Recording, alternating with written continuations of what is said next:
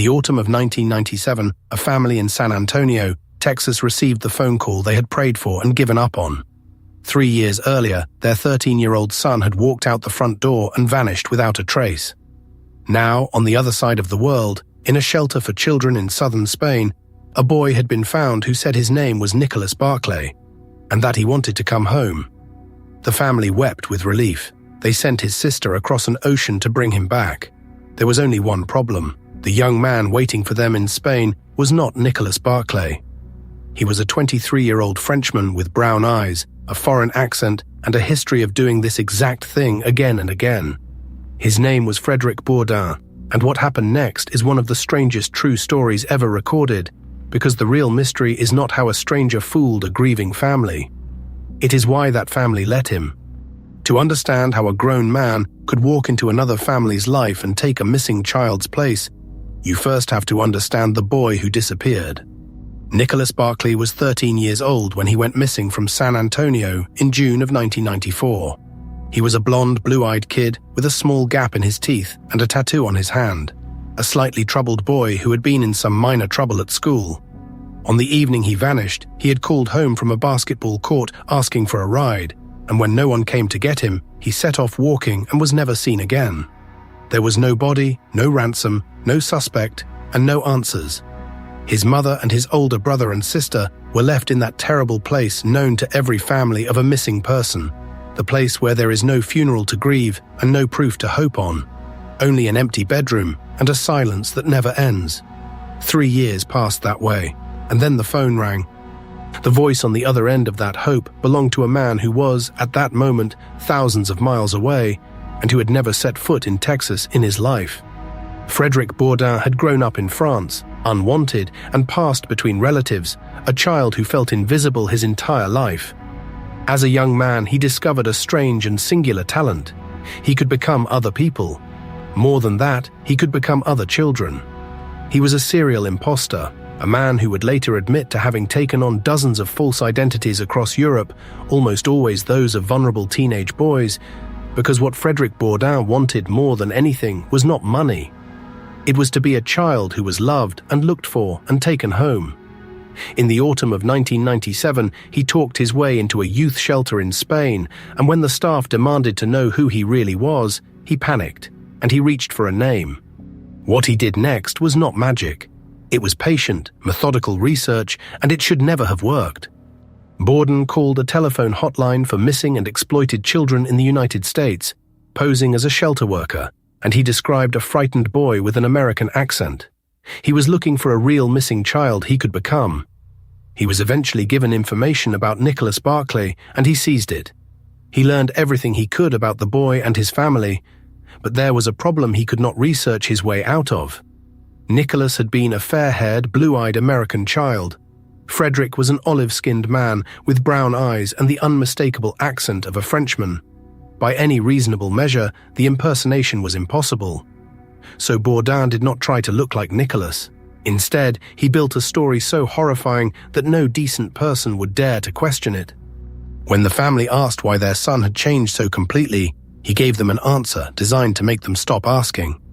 He told them that after he disappeared, he had been abducted by a shadowy ring of powerful men, soldiers and others, and trafficked across Europe, tortured and abused for 3 years. He claimed his captors had deliberately altered his appearance, even injecting chemicals into his eyes to change their color, and that the trauma and the years of speaking only foreign languages had taken his American accent away. It was a monstrous story, and it did exactly what it was built to do.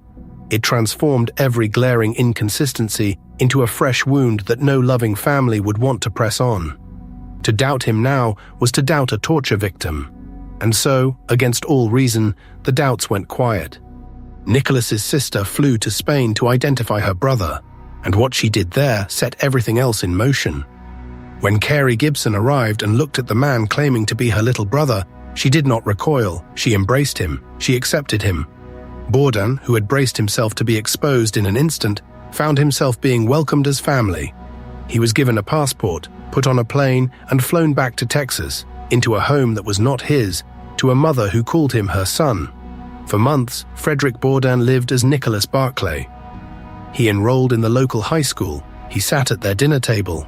He was photographed and filmed and hugged. And the whole time, a French conman in his 20s was being raised as a missing American teenager, and almost no one said a word. But not quite no one. Because a few people, looking at the same face the family saw, could not make the lie fit. The first was a private investigator named Charlie Parker, who had been brought in by a television program and who studied close-up photographs of the young man's face. He kept returning to one small, stubborn detail. Human ears are like fingerprints, distinct to each person, and the ears in the old photographs of Nicholas did not match the ears on the boy living in that house. Around the same time, an FBI agent named Nancy Fisher had grown deeply suspicious of the returned teenager and his impossible story, and she pushed for the proof that stories cannot survive. Fingerprints, documents, a real investigation. Slowly, methodically, the walls Bourdin had built out of other people's grief began to come down, until at last the truth was undeniable. The boy was not Nicholas Barclay. He was Frederic Bourdin, and he had no connection to the family at all.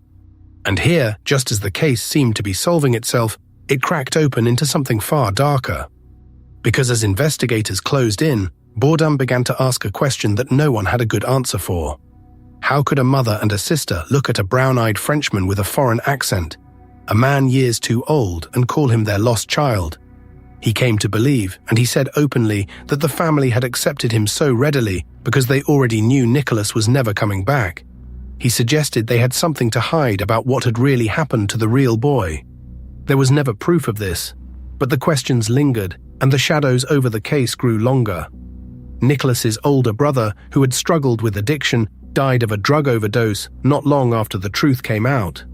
And the central wound at the heart of it all never healed, because to this day, no one knows what truly happened to the real Nicholas Barclay. He has never been found. Frederic Bourdin was eventually convicted of perjury and of obtaining a false passport, and he served time in an American prison before being deported back to Europe. But prison did not cure him.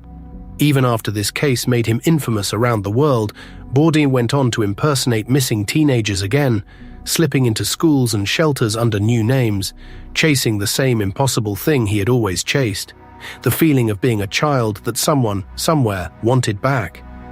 In time, he would tell his story to filmmakers and journalists, and he seemed to take a strange pride in how completely he had fooled the world. Yet underneath the performance was something genuinely sad, a man who had spent his whole life trying to steal a childhood because he had never been given one of his own. The story of the chameleon is not really a story about a clever con man, though he was clever. It is a story about how badly we want our missing people back, and how grief can make even the impossible look like a homecoming. A family looked into the face of a stranger and chose to see their son because the alternative was a truth they could not bear. And somewhere out there, the real boy who walked away from a basketball court on a summer evening is still missing, still waiting to be found. If this story moved you, and if you believe the most unbelievable stories are the ones that actually happened, then subscribe, because we have many more true stories to tell.